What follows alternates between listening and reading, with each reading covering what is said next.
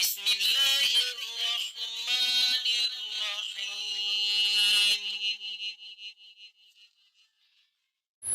عذاب کے مستحق تین شخص ہیں۔ عن ابی ہریرہ رضی اللہ تعالی عنہ قال قال رسول اللہ صلی اللہ علیہ وسلم ثلاثۃ لا یکلمہم اللہ یوم القیامۃ ولا یزکیہم ولا ینظر الیہم ولہم عذاب علیم، شیخ زان و مالک کذاب۔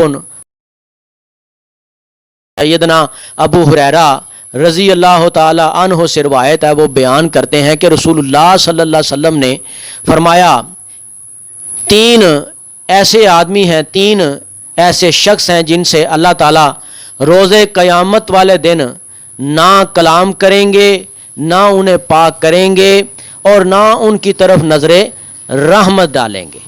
وہ کون سے تین شخص ہیں؟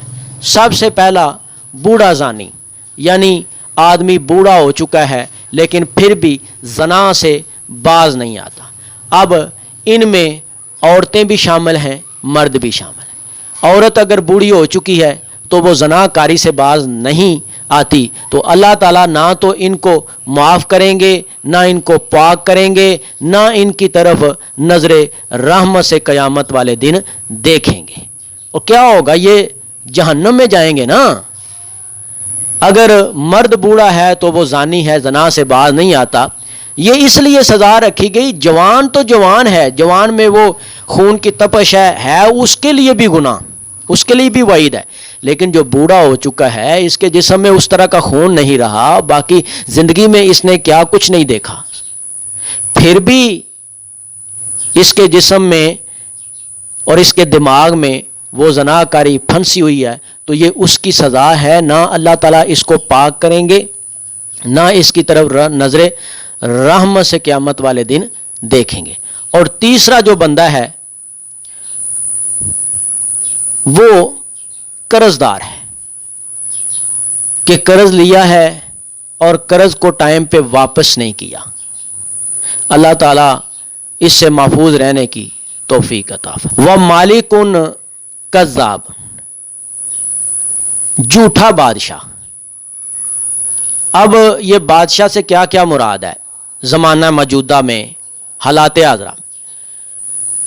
یہ چار دیواری میں باپ بھی بادشاہ ہے، سکول میں جو ہیڈ ماسٹر ہے وہ بھی بادشاہ ہے، یونیورسٹیز میں جو ہیڈ پرنسپل ہے جس کے ہاتھ میں سارا نظام ہے وہ بھی اس جگہ کا بادشاہ ہے۔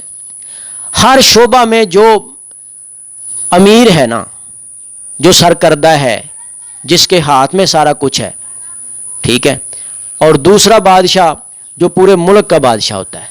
پھر جو ججز ہیں جو فیصلہ سناتے ہیں، قاضی، وہ بھی اس وقت بادشاہ ہوتے ہیں۔ تو یہ سارے لوگ جو ہیں اپنی ذمہ داری میں یہ جھوٹ سے کام لیں تو اللہ تعالیٰ نہ تو ان کو پاک کریں گے، نہ معاف کریں گے، اور نہ قیامت والے دن نظر رحمت سے ان کی طرف دیکھیں گے۔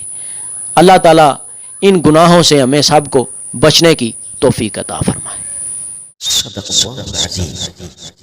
اگر آپ کو اس ویڈیو سے دینی فائدہ ہوا ہے تو حق بنتا ہے کہ آپ اس اسلامی چینل کو لازمی سبسکرائب کر دیں، لائک کریں اور کمنٹ میں اپنے خیال کا اظہار کرنا مت بھولیں۔